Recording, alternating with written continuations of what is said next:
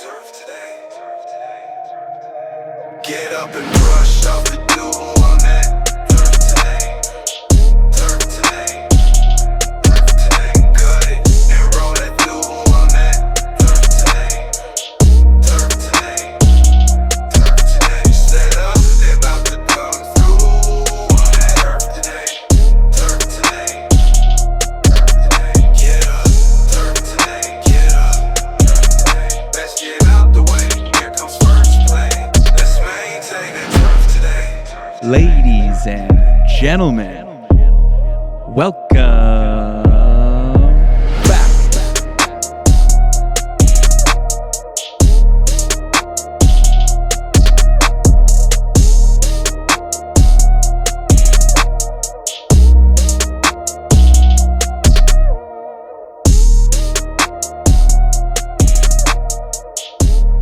What's going on, guys? Welcome back to Turf Today. My name is Adam Kershane, and this week we are bringing you a fun one. We're bringing you a compilation of a bunch of different stories, a bunch of different things that have happened over the years on the show. Get to hear from a lot of our old friends, some stories that you will definitely remember, and maybe some that you missed. This is an awesome week. This is a fun one. We got some really good guests coming up over the next few weeks, and we're really excited about the lineup. But this week, just sit back, enjoy it. Share this show too. We're also using the show as like a bit of a commercial. Pass this one on to your friends. Say, if you listen to the show and you get into podcasting or you get into the Turf Today, these are the type of people you're going to hear from. These are the type of stories you're going to get to hear about. And yeah, I'm not even going to waste any time. Why don't we get into our first one? We have Graham Beat talking about one of the hardest holes he's ever seen. As you guys know, Turf Today is recorded on the Superintendent Network and is brought to you by Toro. Water. It's the lifeblood of the game, the unseen force that transforms fairways into carpets, greens into glass, and roughs into playable ground. But water alone isn't enough. It takes precision, control, and innovation to deliver it exactly where it belongs. That's where Toro Irrigation stands apart. From cutting-edge sprinklers to intelligent control systems, Toro brings superintendents the power to master water like never before. Reliable, efficient, unmatched. Because every drop matters, every swing deserves perfection, and every course deserves the best. Toro.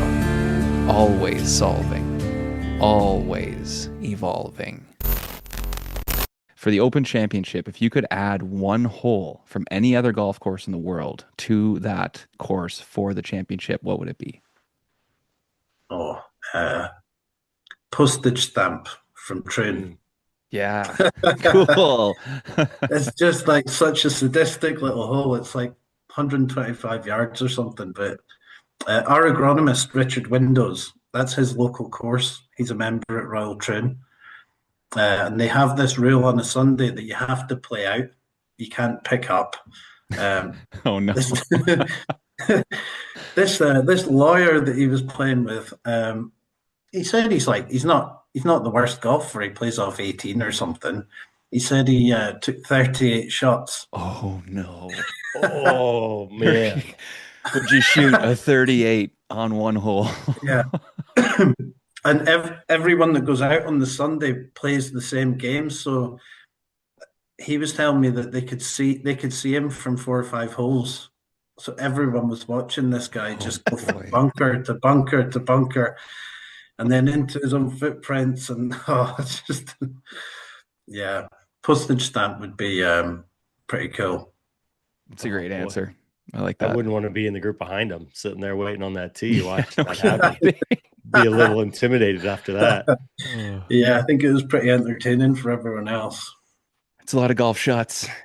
All right, next up, the man, the international man of mystery.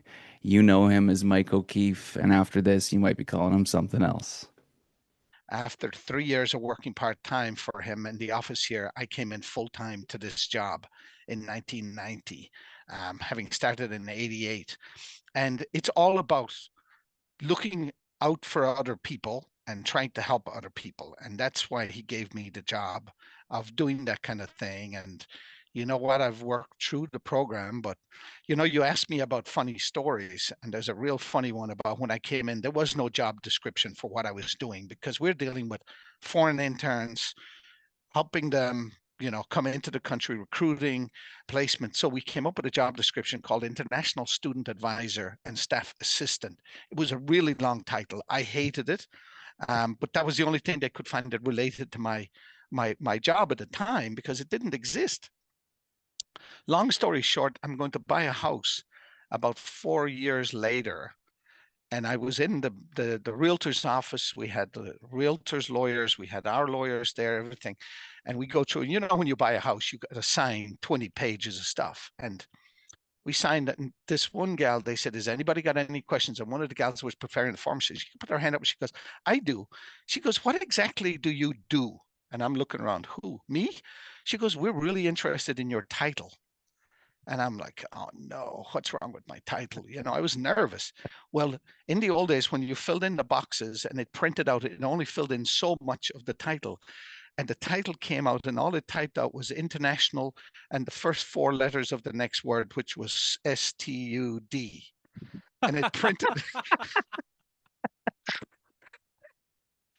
Oh, And- yes. And they said, refer to page 22. And when we looked at page 22, below my name as my profession and title was International Stud. My wife was sitting How next is to that me. not carried over for all these years? Well, but my father-in-law was sitting across from me because he was our realtor. You want to see a different shade of red? Oh my God. And all these girls are looking at me like, we've seen a lot of titles. We've never seen one that said just right up front, International Stud. And I was just like beat red. I was so embarrassed. It was horrible. So needless to say, I came back to the office and said, I need to change my title. I got really embarrassed today. So, but Oh no. Well, we're that gonna have to was- get a new flag for your office back there that says International Stud. There's Yeah. no question trust about me, it. I got beat up over that so bad, but so I got my title changed and now I'm a program manager. The International Stud, an all-time nickname from an all-time guest. Next up, we are stopping by with somebody who doesn't need an introduction at all, Mr. Mark Breer. And this is the chat about Scotty Scheffler being arrested. And were you responsible for the whole Scotty Scheffler incident? Was that you? Oh my God, yeah, that was that Friday morning? Wednesday. It was Wednesday morning. What? That happened on a Wednesday? God, that week. It was Wednesday morning because it was Yeah, the 'cause he had only to tee off morning on of the week Friday. I didn't go. But it was one of the competitive rounds, though. It had to have been at least the Or third. Thursday then. Thursday. We're mowing fairways on the back 9, and you get out at 0 dark 30, the headlights are going, but then the sun starts to come up. But that morning was different because this layer of fog, like you see in an M. Night Shyamalan movie, like it just it came in so heavy. We actually stopped to take pictures, and basically the pictures were just whiteouts. It ended up turning out terrible. So we finished in the order that we mowed. I think our last fairway was 16. And so we get done, and our lead comes up to us, and he goes, but we were wondering where all the fans were, because when you come around 13 and where the Elijah Craig booth was and all that, that's where all the spectators were coming in. And so we wanted to get 13 mowed before all the spectators would kind of get in our way. And they weren't coming in, and it was just really weird. And then when we finished up on 16, the guy goes, Shelbyville Road is closed. I'm like, well, that's not good. That's the spectator gates. That's the VIP. That's everybody. Like, the whole road can't be closed. No, the whole road is closed. And the information sort of it trickled out in a very odd way for the people that were volunteering. So then it was like, oh, someone got hit. And then someone got hit and died. And then someone was a volunteer, and it was the volunteer that had worked at security gated maintenance. The guy that we were bringing food. You remember that, Brian? Oh yeah, I remember that. Come Like- on. Oh yeah. And and it started to trickle out, and they're like, okay, we'll head back to maintenance, and then we could leave from the road that we were in, but we wanted to stay. And then so we went back, washed up, had some breakfast, and they're like, well, might as well go out and do some fairway divots, and we go back. Before we go back out, somebody says, oh, Scotty Scheffler's been arrested. So everybody thought it was Scotty Scheffler that actually ran the guy over for that brief moment in time. It was like, no, this can't be possible. And then about 20 minutes after that, it was the video had surfaced, like where he was getting arrested. Everybody's seen that video where he gets the cop, overzealous, rental cop, jumps across the hood and you're going downtown, and then that's I think Roger. So Roger Myers, like he worked for the PGA of America, so he was side by side with Kerry Haig, who ran the tournament. They were always around, and that morning Roger was in just grabbing a tee, and he's like, "Oh, that's not going to go over good." I guess the story goes is in the back seat or in the next car over was the guy of the VP of marketing for the PGA of America. So he also got it on video. And then the owner of Valhalla now is waking out of bed. And you can just imagine, you ever seen that movie, The Green Book, where the guy drives the black guy all around? Yeah. Great movie. And then they go into jail. And then they have to call Bobby Kennedy and get out of jail, right? Yeah. So I envisioned that same kind of thing. Gotta get him out. Where the owner of Valhalla is like, wake a judge out of bed. Yeah. And then, so apparently drove Scheffler from jail to his tee to back to Valhalla himself, the owner. Wow. So I envisioned that it probably went down like that. So I guess someday they'll probably make what happened. That's going to be a 30 for 30. Yeah. Oh, yeah, it'll have to be. Yeah. That'll be a 30 for 30. That's going to be an epic one. That guy's an absolute character. All right, let's head over to Paul B. Latshaw talking about his experience at Augusta. I graduated in the fall and I started there in January. And I was not there very long, but I can tell you things I remember a lot. Like there's always an assistant in someone's career that you're like, he's who I want to mentor. He's who I want to be. And it was Brad Owens. I mean, Brad to me was a total package. Great communicator, unbelievably hard worker, talented. And, so I remember that. And then the other thing I think that's sort of funny, because actually the year before when I was doing irrigation with Tanto, we caught up the construction. So we actually went to Augusta and we're installing, some irrigation lines. And I think that what would be surprising is if people saw what that golf course looked like in the summer. I'm not saying anything bad, but, you got Bermuda grass, and you don't have the overseed ride, the azaleas aren't blooming, and it's a little bit different in the summer. But I would say that now I would think there is one story. This is a good one. So I volunteered every time I was in college, and undergrad, I did all right, but I was young and liked to have a good time and stuff, and mowing greens and not getting any grass off greens. I can barely see, and Dr. Dewich was a consultant, and him and my dad were talking. He said, "Well, how's Paul doing in school?" Well, I had a 5-credit weed ID and herbicide class, and he told my dad basically, apparently Paul would be doing better, but he's missing a lot of Thursdays. Well, anyone's done tournaments and you're in the big boy seat, there's something called displaced aggression, and I got every barrel on that about, you missing school and, you could be doing better. And, it was fun. But the problem was on Wednesday night, there was dollar pitcher night at the Shannegaff. And this class was at 8:00 in the morning. And the Shannegaff was probably my kryptonite. So, I think I look at that, and it's funny because I've done the same thing, probably even to my boys when they worked for me at Miracle and other thing. It was just, I was obviously in the wrong. I should have not been missing classes, but I think someone going to college, was having a little bit of a good time. So we call that personal development. Yeah. I was networking. That's right. That's right. Absolutely. If you haven't listened to that one in full, go back to it. That was episode number 100. Paul B. Latshaw, unbelievable. We are next going to go indoors to talk to Tanner Kaufman from the TGL. He tells us a little bit about what it was like having some of the golfers first enter the stadium. But nothing's better than, especially the first time that these players would come through. I think Rory was one of my favorite ones. He walked up and he just slammed like a 310-yard drive, like as a warm-up. And he kind of turned around. He's like, "Grass is really cool." And I was like, for that to be like the first thing that he says, I'm like, that's awesome. Nice. Surrounded by technology, you've got, you know, the world's largest simulator screen in front of you, and they're like, we're hitting off real grass. This is cool. So That is awesome. you hit off real grass everywhere. So the fact that they're indoors and that's what they're thinking about is great.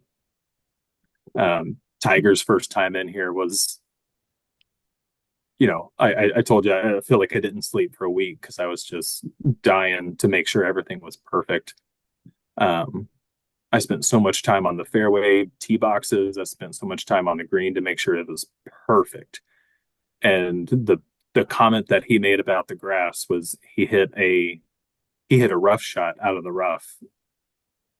And then he kind of looked up. He's like, that was really good. And then he walked away and came back with, like, no joke, he came back with like 10 balls. And in the rough, you have to drop it. And he starts dropping balls into the rough.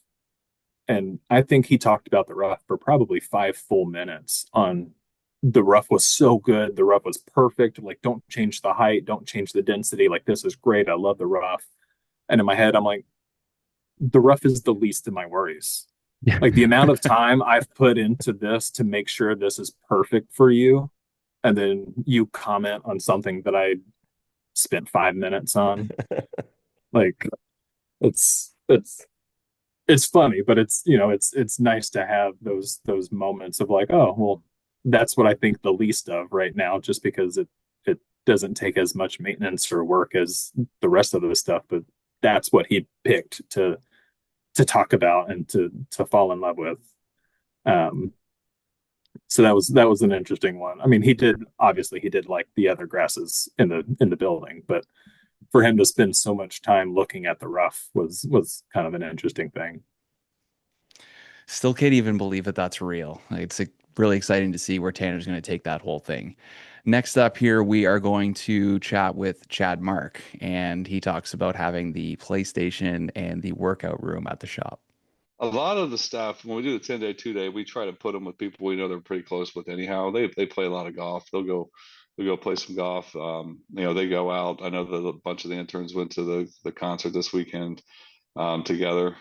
So they're just, you know, even if it's just sitting around the intern house, around fire pit and having a beer like Weber and I did back in the day, you know, I think that there's a brotherhood there that's pretty strong, and they genuinely love each other. And they, you know, I know that a lot of them will visit each other once they get back to school and go up and watch, you know, Ohio State play Michigan State, or Purdue play Michigan State, or Purdue come to Ohio State. So they all catch up with each other and stay in contact.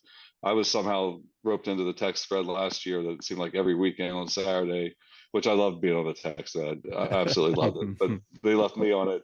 It was all the interns, and, you know, we got Tennessee and Purdue and Michigan State and Ohio State and Penn State. So, like, there was all this, you know, banter every Saturday for college football, and I just love it. I think that's the part of it that gets me going. I love it that they are close, and I love it that they don't just go back to school and then lose touch with each other. They stay in touch, and, you know, the banter is pretty good. It's pretty funny sometimes.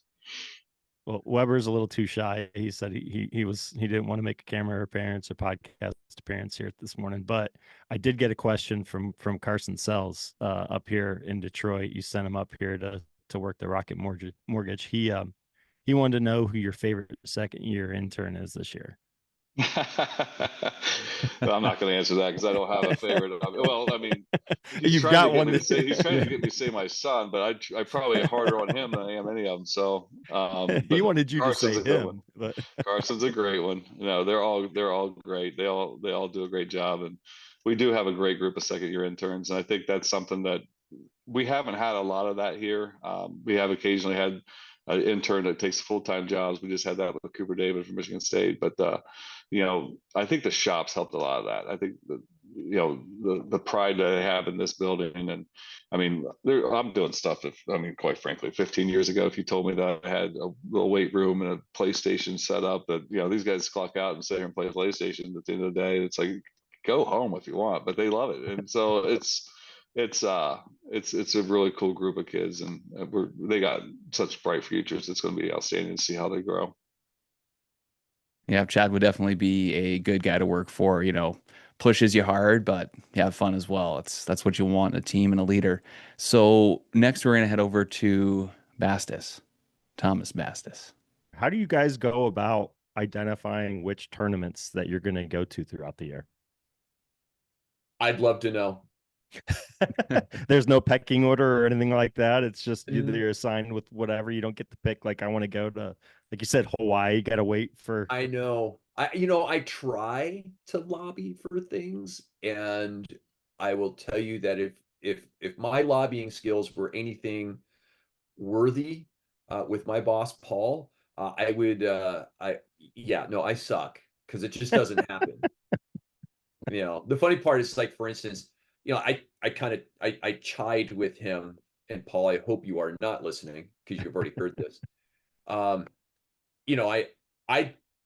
like traveling. It is just like, I was telling somebody else on another podcast that I consider myself James Bond when I'm traveling through the airport. I stick to myself. I head down.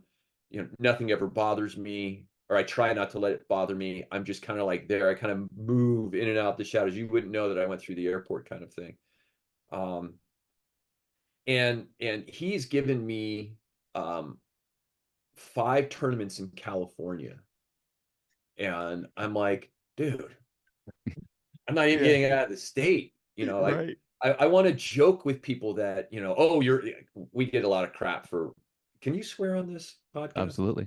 That's okay. So I'm giving a lot of shit for coming from California, and even more so from San Francisco Bay Area. So I never lead with where I'm from San Francisco. I kind of lead with, I'm from Palo Alto, Stanford University, kind of around there. But doing 5 tournaments in California, I feel like I can't say, well, I'm a part-time resident of California, because the rest of the time I'm everywhere else but kind of California. So been fun having Thomas on the show a couple times. Next, we're going to head down to Scott Pavalko. This was a great interview. If you missed this one, go back and listen to the whole thing. A little clip from his episode here. One thing that happened here that I just find to be strange, and the thing that happens at tournaments, is you got all these contractors and big trucks trying to get around your property, and they don't really know where they're going a lot of times. And this place in particular, if you get going down the wrong cart path, you can get into serious trouble. So we, whatever reason, it tends to involve porta potties. And so we had a porta potty truck driving up our 17th hole, which I'm just glancing at, get up on a hill, and the porta potties hadn't been cleaned. They came from Lollapalooza in Chicago, and he was up a slope he shouldn't have been, and there was some spillage, we'll say. So it's just like things like that I should start writing them down, because they're so numerous, these sort of strange events, that in the grand scheme of things, with tournament prep, you're just like, all right, let's go, just figure it out. Did somebody yell, "Oh crap"? I hope that would have been the line, right? Exactly. Oh crap is exactly the phrase. That was the radio call. Yeah, guys. Yeah.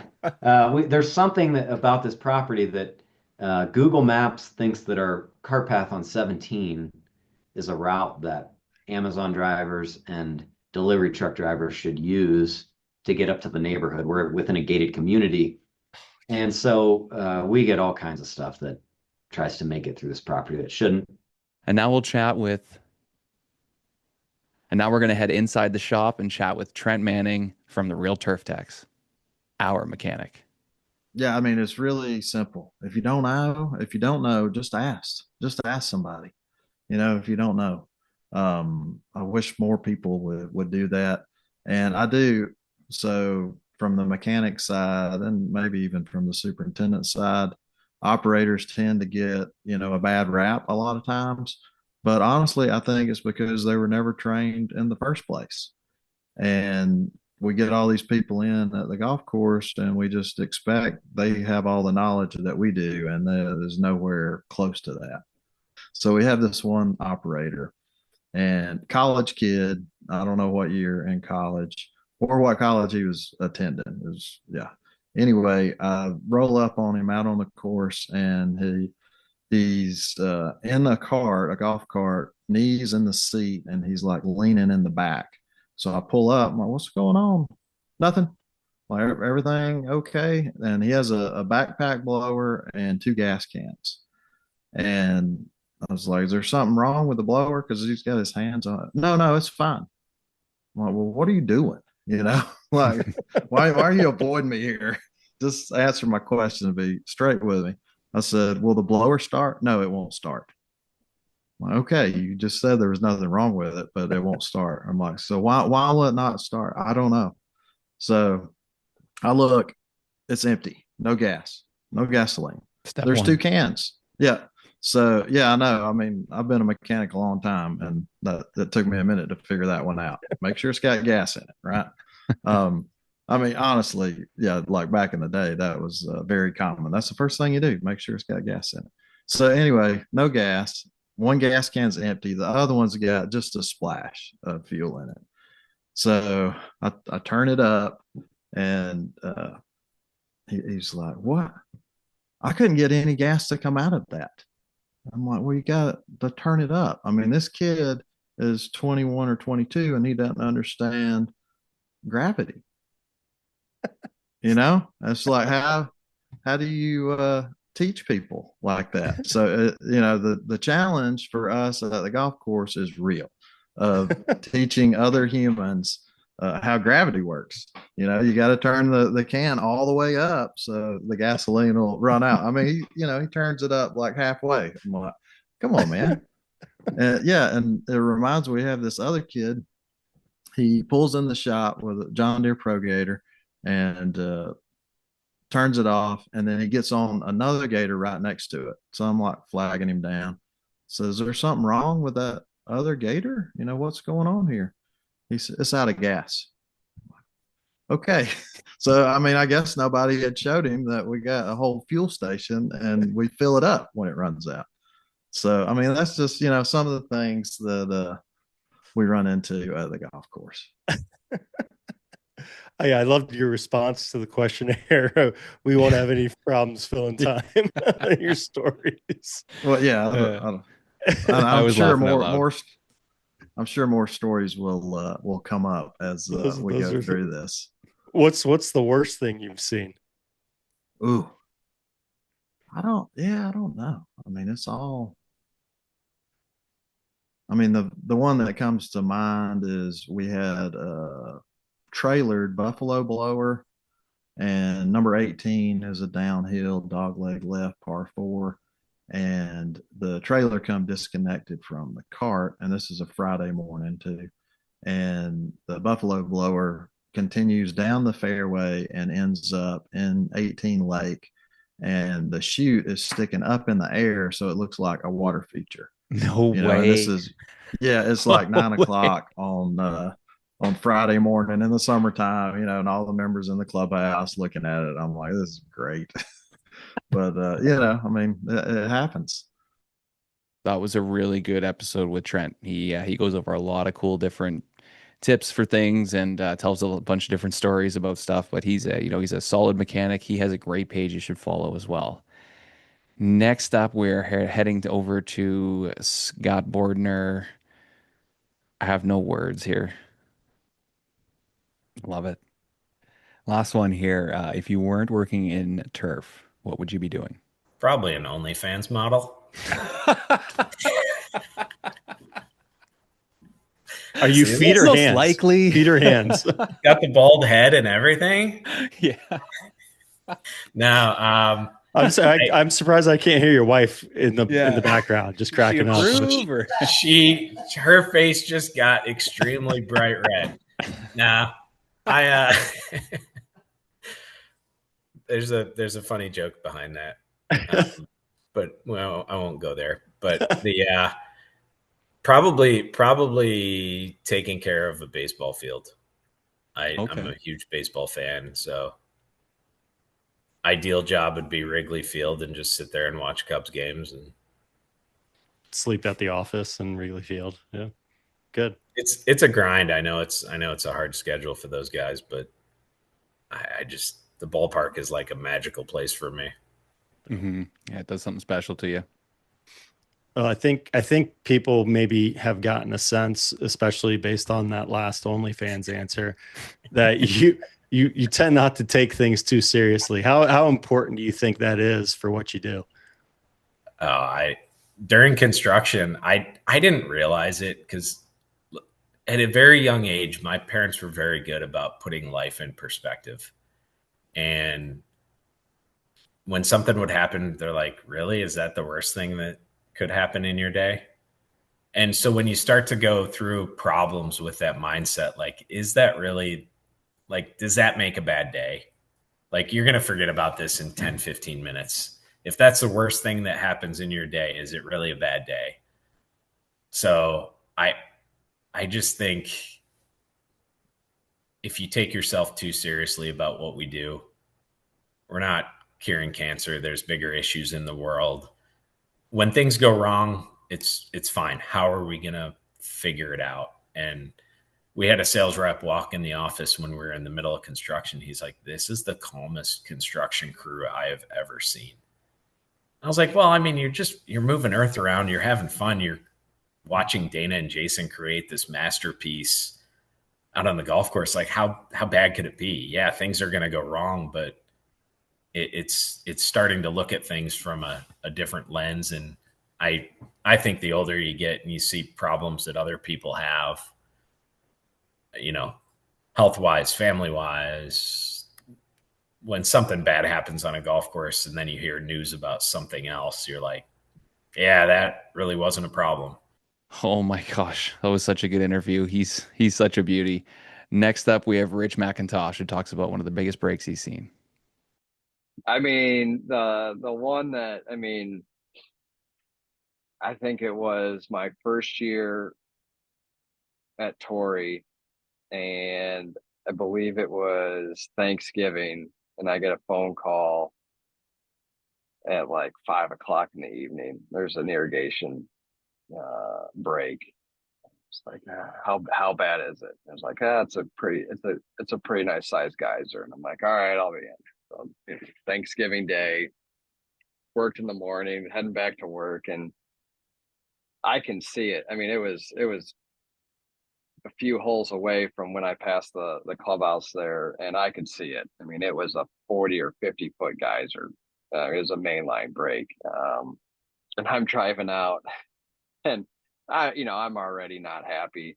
And there's a dad and his son playing on 18, and he stops me and he's like, hey, did you know there's an irrigation break? And I was like, it's 5 o'clock on Thanksgiving. What do you think I'm doing here? Not the nicest answer, but yeah, no, it was a 40 foot geyser. And I mean, that system was so old that mainline valves didn't work. Isolation valves weren't, working. So I probably spent 3 hours just trying to find valves that worked so I could isolate it and shut it down. And it didn't blow anything out. It was in a good area per se, but I remember coming in the next day and I looked at my two irrigation guys who were great. I was like, I turned a bunch of valves off. I'm not sure what's off out there, but between this hole and this hole, you might want to check everything.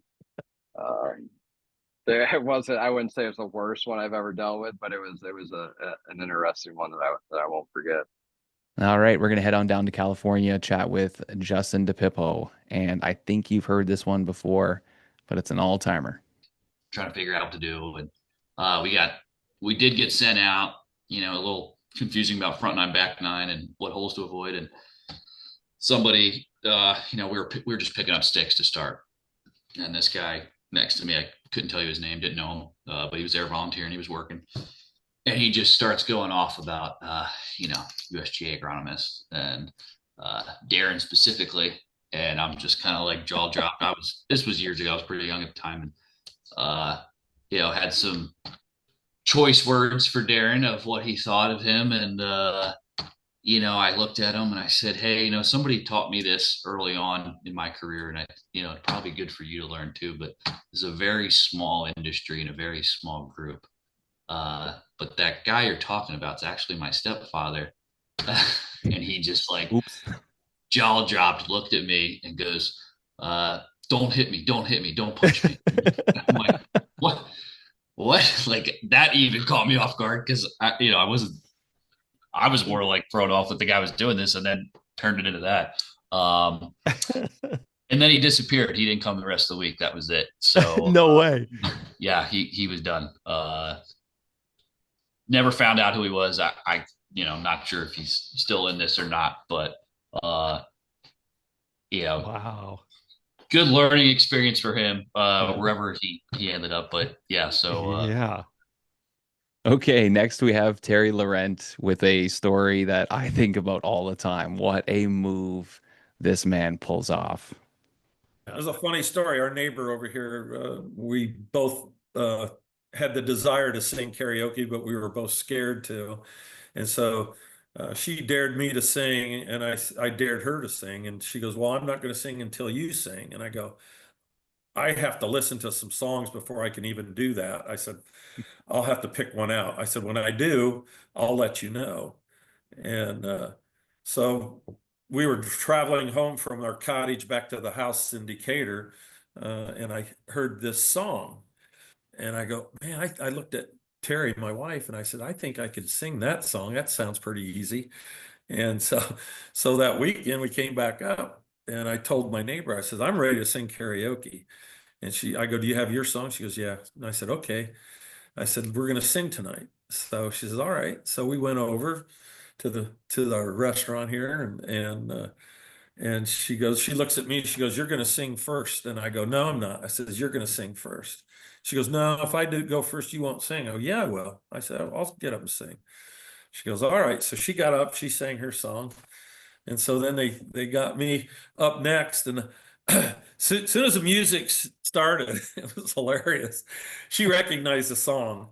And do you know Tequila, the song Tequila? Oh yeah, absolutely. Oh, they only say it 3 times. Yeah, that's true. Well, soon as the music started playing, I looked over at her, and she's giving me the double finger. So That's so fucking good. I never laughed so hard in my God, life. That that's was great. so funny. So that started my karaoke career. So you just kind of stood there the whole time? Tequila. Yeah, just sort of snapped my fingers and clapped. And just a showman. Yeah, I think and I was laughing at the same time. But I had to make sure I had to make sure I watched the wording, though, because I didn't want to miss the word tequila. That's right. No, that's true. Yeah, you got to time that perfectly. You messed that one up, you're done. Yeah, that's how it got started. So all right. So I got to know your favorite golf course family memory.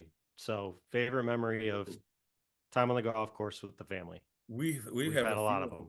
If we have, I was just trying to think of. I liked it when we were doing our family tournaments. I did too. Those were great. That was I got fun. the trophy still somewhere, I think. I know you do. Might be at the cottage. Actually might be. He was ready to throw that one in there. It might be. I was going to let him bring it up. That was fun. I mean, we played some pretty nice golf courses, and I think we played Bay Hill, Lake Nona. We played down at where'd Pat get his engagement? Is that Amelia Jacksonville? Island? That was Amelia Island. Yep. Played there. We played in Vegas too, didn't we? Didn't we play? Yeah, we played Desert Pines. Yep. Yeah, that's right. I remember what else? Yeah, we played a couple out there. So, but those are mine. I mean, that was so much fun. Even though you won every year but one, and I feel bad about that. But you were starting to play pretty good back then, so I can't say that was bad for me. It was good that you were playing. So good, Terry. So good. Next, we'll head to Tyler Bloom with one of the most talked about stories, maybe one of the most mentioned stories we've had on this show. The 6th hole at Muirfield Village is on the farthest part of the property in comparison to the shop.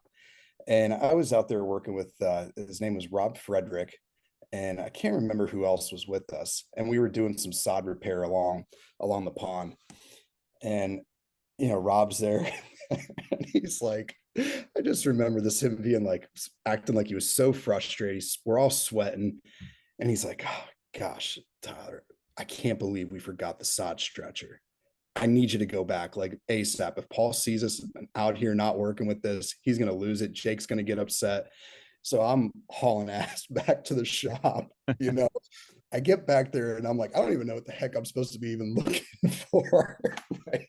And here I'm this gullible intern, like looking around. Bill Clater, the mechanic, comes like, kind of gives you this discerning look, like, what's this guy up to?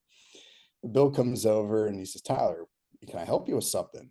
And I was like, man, I'm really embarrassed. I was like, Rob says we need the sod stretcher. And Bill straight faced is like, oh, I think it's over in the tournament barn. So I go on this wild goose chase for a sod stretcher, right? And again, like now there, it's like within the management team of what's going on. And I have a radio. And so Jake gets on the radio and he's like, Tyler, I'm out here at number 6. Are you getting back here anytime soon? Pretty soon Scott Pavalko jumps on the radio, like it makes its way, and then all of a sudden the radio call comes from Paul. No. And I'm just like, oh shit, I am screwed. And Paul, something to the tune of like, Tyler, it's really disappointing it's taken you this long to find that sod stretcher. And all of a sudden he's like, can you come back out here to number 6? And it was a group of guys just laughing their butts off at me. And I just had no idea. And then I was like, wow, I just totally got spammed. The old banana peeler trick. That's incredible. I love that straight-laced Bill Clater even got involved in the mix. That's great. Oh, some of those just classics. Next, we are chatting with Jay-Z. John Zimmers talks about one of the biggest storms he's seen for a tournament. 2016, we had that terrible storm, and they actually closed the golf course, and we didn't reopen. I think they closed it Wednesday, didn't open until Thursday. Wouldn't let any spectators out, and we worked around the clock and repairing everything. And I remember getting home after midnight, and I was sitting, I believe, with Doug Drugo, one of my close friends and volunteers, and Jim Rome was there. We had just fixed everything.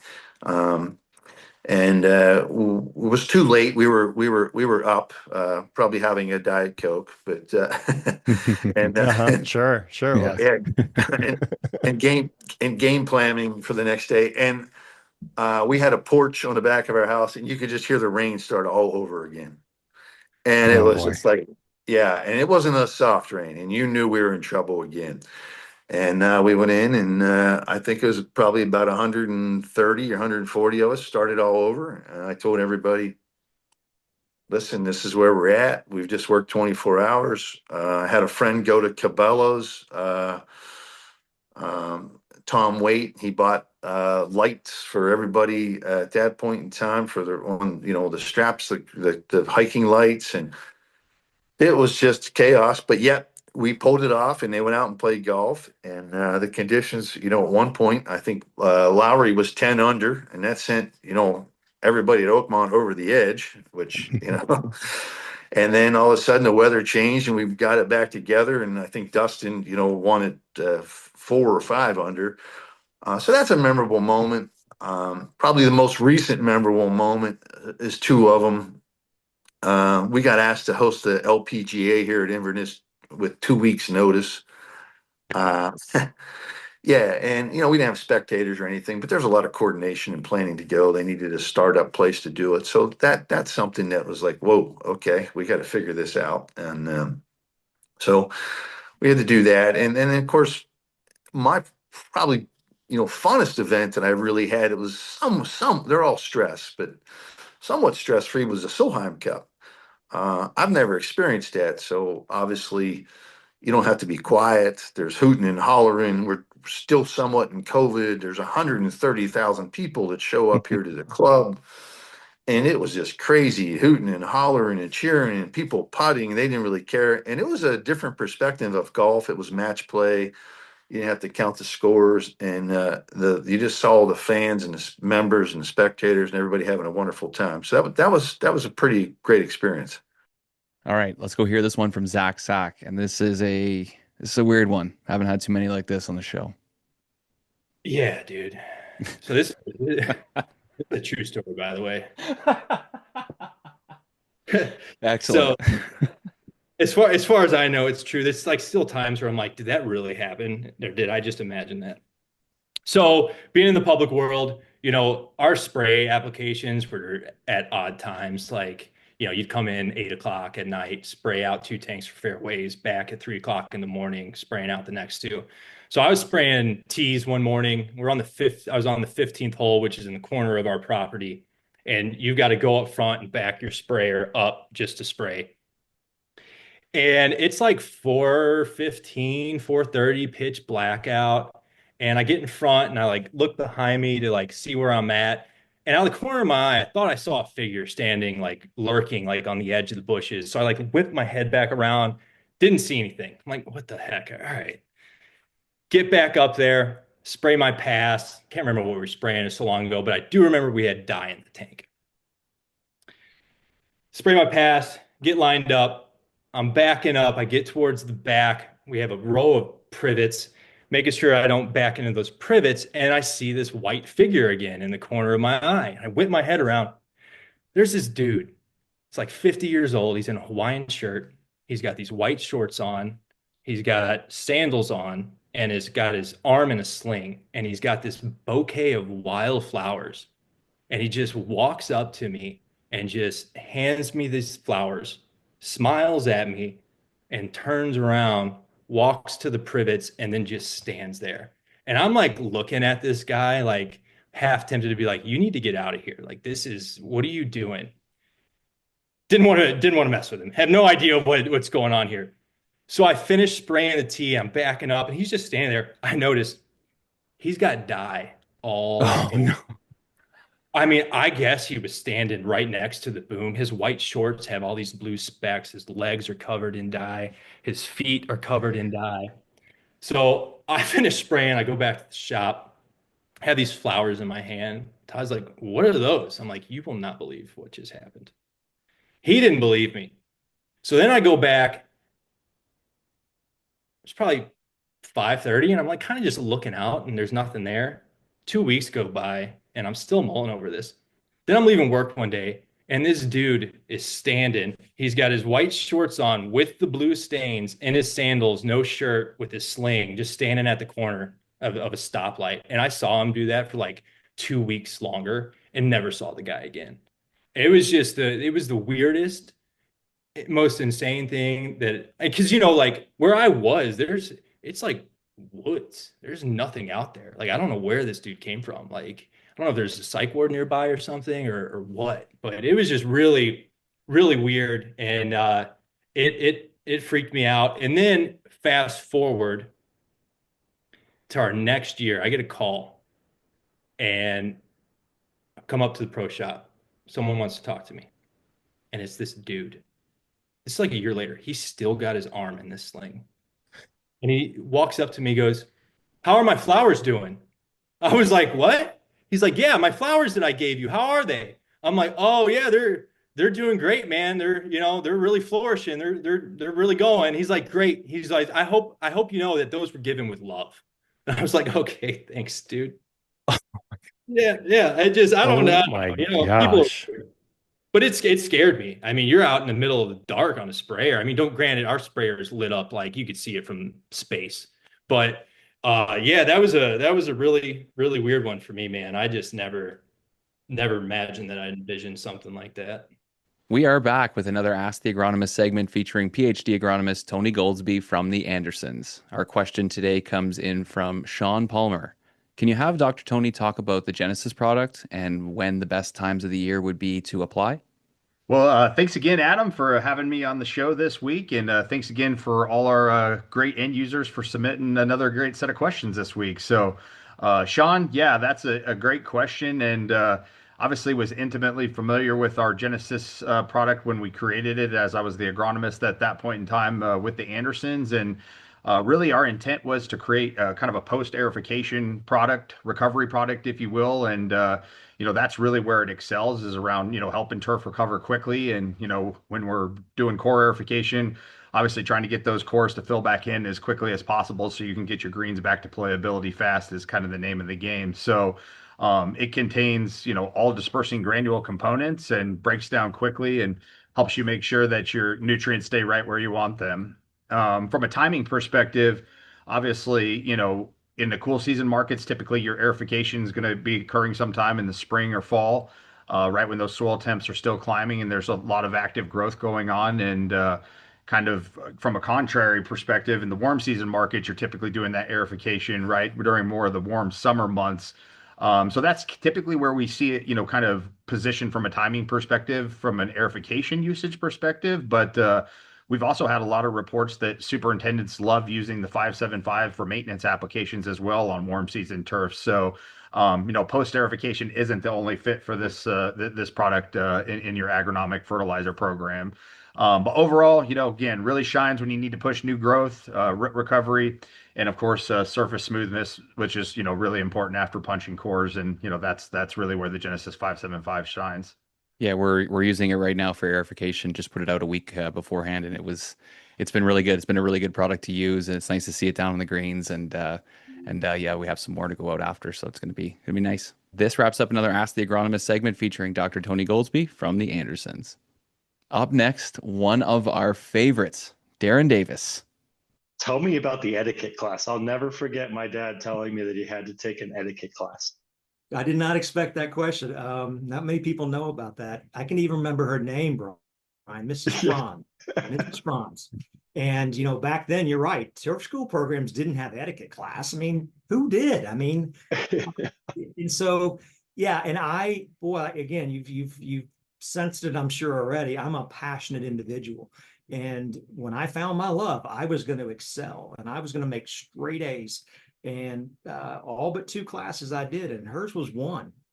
And I remember getting so angry because she would come in and say, well, this is the rules, but you can do it a little differently. And it's the same true today. You have some said fast rules, where the knife go, where the fork go, how you write a wedding invitation. All the things that 22-year-old turf students learning is writing wedding invitations. We all scratched our heads and said, what is Dr. Dewitz thinking? But I had to make 107 on a final exam to get an A- in that class. And I did get the A-.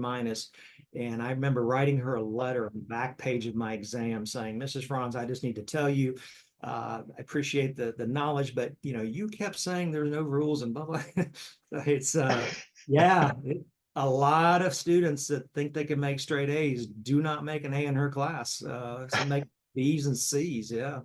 But Carol Raw and I teach a class at GCSA conference. This will be our 2nd year, and it's a 2-hour class. It's beyond agronomy. This is we did it last year in Phoenix, and half the class is what I'm just telling you about Mrs. Franz. We talk about things about silverware and etiquette, and I love that. That's my passion. Is when I get a chance to go around the country and speak. A lot of it is on professionalism and how you present yourself. It's so great to have Darren on the show. We're definitely going to have him back on. He's one of our favorites.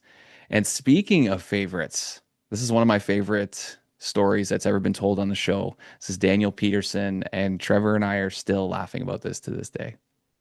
I was fishing for golf balls. Now, I parked my car at the end of our maintenance road in front of the gate.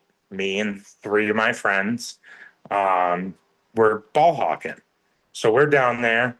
We go through the ponds. We obviously ball hawk for too long, and it's really late. And it's dark out, and we didn't bring flashlight because we're the smartest 17-year-olds on earth. And we get back to our cars, and I start, doing the famous pocket pat, and there's nothing, no keys. I say, uh-oh, because I'm parked behind my friend. And so we go out looking, and we look around the ponds, we can't find them. We look everywhere, we can't find them. Well, I'll go ask one of the neighbors, hey, do you have a flashlight? Because it's pitch black. And I go up to a house, I knock on the door, and I see some lights come on, and I see some action, and then I, see a couple people peek down the stairs. I knock on the door, and I give them a wave. And a couple minutes later, I'm thinking they're just getting dressed. Nope, cops come up behind me. Now, I'm muck-ridden. Like, I am just mud up to my waist. I'm in wader boots, like to the knee with the straps. I legitimately, now looking at myself, look like a serial killer. And I mean, the my cops got flashlights. the cops did have flashlights, and I begged them. I begged them to come help me look for my keys. They didn't believe me for a second. We walked out back behind the house, and I was like, the pond's right over there. And he's like, no way, get in the back of the car. And it wasn't until he pats me down. While I was looking for my keys, I also found some more golf balls. So I stuffed them in my pocket. And he found, my pockets are to the brim with golf balls. And so now he's starting to maybe believe me. And then I get, put in the back of the cop car, handcuffed. So unnecessary. Golf balls everywhere. Golf balls start coming out of my pockets. They are on the hard plastic seat. Dude, every time he took a turn, it was just like, blah, blah, blah, blah, blah, blah, blah. Blah, blah, blah, blah, blah, blah, blah, blah. And he's so mad. Him and his partner are furious. They're so mad at me. They decided to just believe me. And apparently, because I was like, just take a right, take another right. And my car is one street over. And they brought me over, and my friend was still waiting. They had finally got their car around mine. So they let me go. I get a ride home. I figure, I have a spare key, or I'll call a locksmith, whatever, but I'll, get to work early so I can explain to everybody, what happened. I'm really sorry. Well, did I wake up for my alarm? No, I didn't wake up for my alarm. So not only was I not there early to explain to people what happened, I was actually there late. Oh, man. And everyone had to park in the pro shop parking lot across the golf course and get ferried over. And my superintendent at the time drove me around to look around the ponds. Like, at this point, I'm just like flogging myself looking around these ponds for the keys. And I'm in the back of this little electric carryall. And this was the day I found out they had weight limits. For 10 years, I said that he hit the latch on me. But no, I'm just bouncing around looking backwards. I hear click. And then all of a sudden, I'm not moving. And the sound of the car's getting further away. I hit my tailbone so hard, man. I haven't lost keys since. That was the last time I ever lost keys. Got him on a rope now. I come back in January. There's still seasonal at that time. I came back in January to talk to him about the next season. Over the winter, kids had been fishing for balls in the pond and found my keys in the pond. They were hanging up on the board. Ready to go. Yep. All that. What I do for golf balls, man. That's an all-timer. Mhm. All-timer. I can't believe the cops put you in the car for knocking on a door. That seems a little silly. Looking like I know what you did last summer, though. The golf balls just rolling around in the back of the squad car is way too much for me. All right, next up, we are going to hit the mountain with Red Evans. Yeah, 50 days, and Everest obviously is the highest mountain in the world, and so it's unique from that standpoint. There's a lot of folks that try to climb it, I think, for that very reason, which in some cases is unfortunate because they probably aren't prepared and they're just going after the glory of saying they've climbed it, and I saw some of that, which was a little disappointing. We had some folks that didn't make it, and it really was a wake-up call. I've seen a lot of things happen on big mountains, whether it's Denali, Aconcagua, but Everest is unique in that standpoint, is that once you're above 26,500 feet, it's called the death zone. And, there's no helicopters, there's no cell phones, there's nobody coming to rescue you. And so that puts a whole new kind of nuance on the climb, right? I mean, you all of a sudden start to feel like this is real. If something happens, some unexpected things with your body, your climbing partner or whatever, is that you're on your own, and it's a sinking feeling. And that really resonated with me, that it was powerful. In fact, I think, I've been talking a little bit about it, and I'll talk about it when we get to our show in February, but it's been a realization for me that we have two lives, and the first one begins when we realize we only have one. And I think all of us, I guess I shouldn't speculate, but I believe most people, you know, they go through life always kind of chasing that what if, always waiting for that next life to begin, waiting for their ship to come in. And I think superintendents are certainly guilty of that, right? They're in a profession that is relentless. I mean, Mother Nature never lets up. And there's always something to be done, right? There's always a weed to pull. There's always a blade of grass to mow. There's always a member to try to calm down, et cetera, et cetera. And I think, you know, in our world, it's the same thing. We can just go and go and go. And we can sit there and wake up 10 years from now and go, wow, you know, I missed a lot of things that I should have made more important in my life. And Everest did that for me. It was a wake-up call. You know, when I left Camp 4, which is the high camp here in the death zone, my Sherpa had already left. He had been called on a rescue, and so I was climbing by myself and knew that at some point on the way to the summit that I would run into my Sherpa, and then ultimately we'd finish the climb. And as I come up, you know, to what's called the triangular face, I see 3 headlamps, and you know it's pitch dark. It's 9 o'clock at night, and I realize, wow, this isn't good. You know, because one of them's laying on the ground, and that's not a place you want to be. You got to keep moving at that level and at that height, and you know. And I realized as soon as I got there and I looked down that you know, one of the oxygen bottles that was on this gentleman was mine. It was my spare oxygen bottle that my Sherpa had taken up to try to rescue this guy. A climber who had gassed out, who had been on the summit the night before and was trying to get down and just didn't make it. And so I was there for his last breaths, and it was again that wake up call of, wow, this is real. There's nothing that we can do for this individual. His name was Bainad. He was a Nepali climber, and so. Again, I'm dwelling on that a bit because I really think that all of us, especially, you know, our listener, your listeners, you know, our respective members, you know, need to hear that we got to make sure that we're prioritizing our life in a way, especially in this business, that we're doing the right things. And so that was probably my biggest takeaway.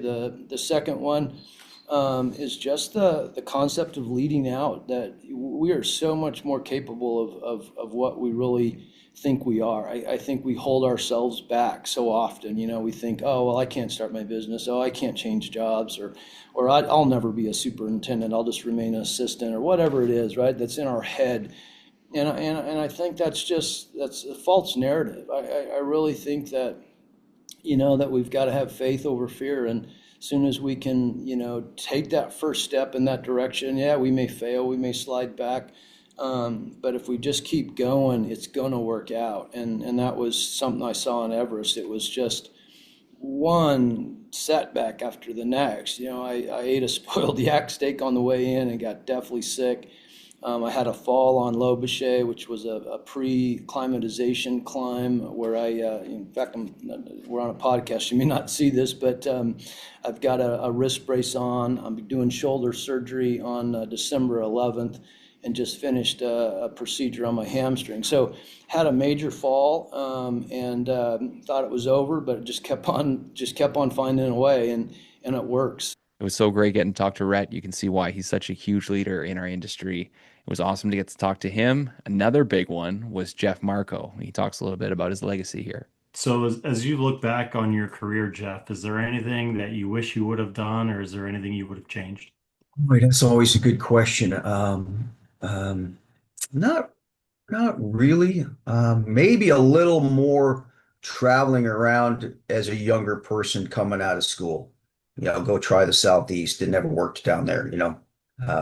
Work in the Northeast. We worked in Minnesota, so I've only had Minnesota and California's experiences. Go to the Rockies, and just because of the different climates. So probably, again, that goes back to one of the original conversations about the students, is go find these different areas, go try these different areas and see where you want to ultimately end up, and get as much experience with southern grasses, northern climates, learn how to plow snow. I mean, all that stuff. Big one. But that it's not a regret. It might be just that if I could do it over, I'd probably do a little more of that. Go overseas, you know, your world is ahead of you, and you're going to get tied down with other, life issues. So that would probably be it. If I had to do it over. What So, what do you want your legacy to be, Jeff? You're getting ready to retire in March. What do you want your legacy to be? I guess I've never really been big on a legacy, but were you a good father, a good husband, were you a good superintendent, and did you help people along the way? That's probably it. It sounds like you It's can say simple. yes to all those questions. I don't know. You'd have to ask my wife, but maybe Fair enough. maybe 3 out of 4. Maybe I might three be out of 3 out four. of 4. Yeah, I don't know. it's a tough I one think to we're win. all in that boat. Yep. No, she's you know what? Behind every good superintendent is a good spouse, a support group. So 100%. it's not one. Somebody's taking care of the fort while you're out here. So they deserve as much credit as we do. This last little collection here is 2 minutes of Sean Bacon's interview, and that's one you definitely have to go back and listen to. That was probably one of the most important interviews we've done. We've certainly done some big superintendents, some big names, some of which you've heard today, but Sean's episode was so impactful. I've heard from so many different people, not even just in the turf industry, but just people in general, about what that can do. And I think we're going to see more of him, which is fantastic. So here he is, Sean Bacon. I am exactly who I am now because someone believed in me when I thought it, and I didn't see it in myself. That fought for me when I couldn't for myself. And that is probably one of the greatest gifts in my lifetime, outside of my own marriage and my children. So if you need a mentor, go find one. Find someone you deeply, deeply respect, that has pushed every boundary, failed more times than they've succeeded, that have really made an impact, and go ask them. There's always a reason not to do something, and there's always something in the way. There's always going to be that in life. That's just the way it is. And sometimes the things that knock you down aren't evil, and they're not actually bad. They're happening for a reason. If you are paying attention, they could put you in a direction that dynamically changes your life for the better. But we have this pre-existing idea of where we should be. And should is one of the most insidious words in the English language, because it's a language of expectation. Oh, I should be here. I should have this. And should and exception and having expectations breed disappointment. And disappointment, of course, slides into disgust, anger, depression. So as things happen to you, remove yourself from the equation a little bit and say, what can I do with this that's going to become successful? What's it teaching you? What's it going to take for me to go beyond this point? Because short of you dying, you can keep going. If you really want a legacy, mentor somebody into something great, fantastic, into greatness. There are people that will not allow people to go past the person that's leading them because they don't want to be replaced. That's a massive problem. I almost said about 5 other things that were completely inappropriate. I really had to harness that one in. Really had to, wow, that took some calories. Anyway, I've got the best job in the world. I get to push people to their limits and teach them where they are. And there's no better job in the world. So, and I think that's where you come in. That's why I met you. All right, that's going to do it for us this week. We got another great interview coming for you guys next week, just like our old interview style. This has been a lot of fun to do. It's cool to kind of go back on some of the fun episodes and different people we've talked to. So push that one around if you can. Like I said at the beginning of the show, that's something we can use for people to kind of see what it's going to be like. So we appreciate all of our sponsors, all of our listeners. Everything you guys do behind the show to keep it moving forward is huge. And like we always say, if you have any suggestions, things you want to see, people you want to hear from, definitely just reach out to us because the show is for our community. So keep those reels sharp. We'll see you guys next week. And here's a little video for you guys on the way out. Take care.